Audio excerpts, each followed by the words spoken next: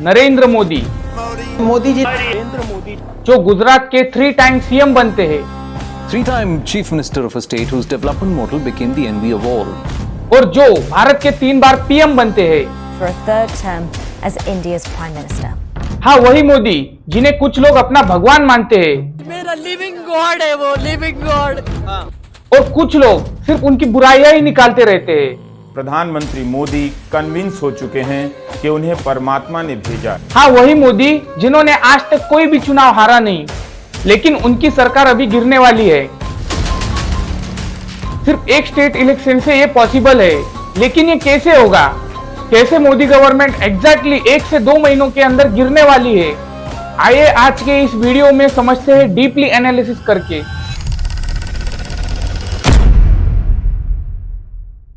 हमें कहानी में थोड़ा पीछे जाना होगा और कहानी शुरू होती है 19 अप्रैल 2024 को, जब भारत में लोकसभा के इलेक्शन होने रहते हैं।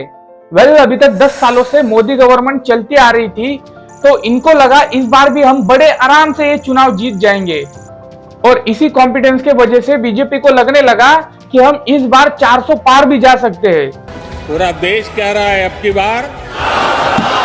और सिर्फ बीजेपी को ही नहीं, तो अपोजिशन को भी लगने लगा था कि ये इस बार बड़े आराम से 400 पार जा सकते हैं।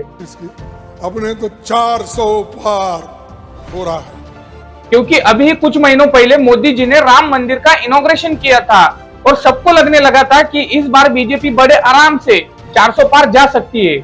यहाँ तक बड़े बड़े न्यूज चैनल के एग्जिट पोल्स में भी दिखने लग गया था कि बीजेपी इस बार 400 पार जाने वाली है। बट फाइनली 4 जून का दिन आता है। 4 जून 2024 को इलेक्शन का रिजल्ट आने वाला था और रिजल्ट में यह पता चलता है कि बीजेपी को 240 सीट्स और कांग्रेस को, राहुल गांधी को 99 सीट्स मिली है। अब ये रिजल्ट काफी शॉकिंगली आया था, मतलब सब लोग शॉक में चले गए थे, क्योंकि सबको लगने लग गया था कि इस बार तो बीजेपी वन साइडेडली मैच जीत जाएगी, मतलब इलेक्शन जीत जाएगी। लेकिन ऐसा कुछ होता नहीं, पूरा उलटफेर हो जाता है और बीजेपी 240 में सिमट जाती है और कांग्रेस को 99 सीट्स मिलती है। मतलब बीजेपी अपना मेजोरिटी भी हासिल नहीं कर पाती है। अब देखो, कोई भी सरकार बनाने के लिए, किसी भी पार्टी को सरकार बनाने के लिए 270 सीट्स होनी जरूरी होती है, लेकिन किसी भी पार्टी के पास फुल मेजोरिटी नहीं थी। बीजेपी 240 पे सिमट गई थी और कांग्रेस तो 99 पे ही थी। इसीलिए दोनों में से कोई भी सरकार बना ले जाता, जिनके साथ छोटी छोटी पार्टियां मिल जाती, वही सरकार बना ले जाता। और बाद में सबको पता लगता है कि नीतीश कुमार बीजेपी के साथ जाने वाली है, मतलब अपनी सेंट्रल की 12 सीट्स जो कि है वो बीजेपी के साथ जोड़ने वाली है। अब जब नीतीश कुमार बीजेपी के साथ मिल जाते हैं, तो चंद्रबाबू नायडू भी अपनी 16 एमपीज के साथ बीजेपी के साथ मिल जाते हैं और इसी तरह सभी छोटी छोटी पार्टियां बीजेपी के साथ जाके मिल जाती है और एनडीए गठबंधन बन जाता है। और अब बीजेपी के पास कुल मिला जुलाकर 293 सीट्स हो जाती है and finally Narendra Modi ji 3rd time PM of India बन जाते हैं। मैं नरेंद्र दामोदर दास मोदी। अब देखो, मोदी जी तीसरी बार पीएम तो बनते हैं, लेकिन सबके मन में एक सवाल आता है कि नीतीश कुमार बीजेपी के साथ ही क्यों गए? मतलब चाहे तो वो कांग्रेस के साथ भी जा सकते थे। अगर ऐसा भी हो सकता है कि कांग्रेस उनको पीएम पद भी दे सकते थे, लेकिन वो बीजेपी के साथ ही क्यों गए? तो एक्चुअली में बात क्या थी, 2020 में बिहार के चुनाव थे और उस बिहार के चुनाव में नीतीश कुमार को सीट्स मिली थी 43 और उसी सेम इलेक्शन में बीजेपी को सीट्स मिलती है 74।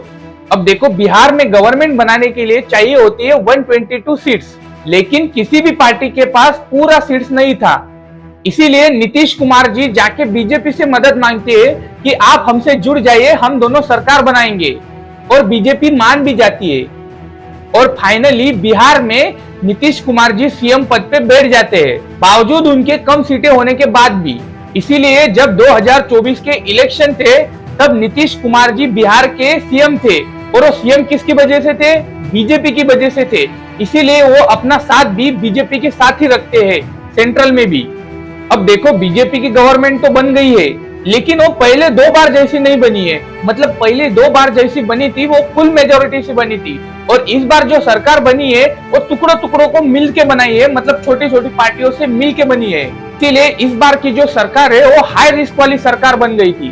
और दिक्कत यही से शुरू होती है, क्योंकि ये मिली जुली सरकार कभी भी गिर सकती थी। और ये गिरने वाली है अगले 1 से 2 महीनों के अंदर।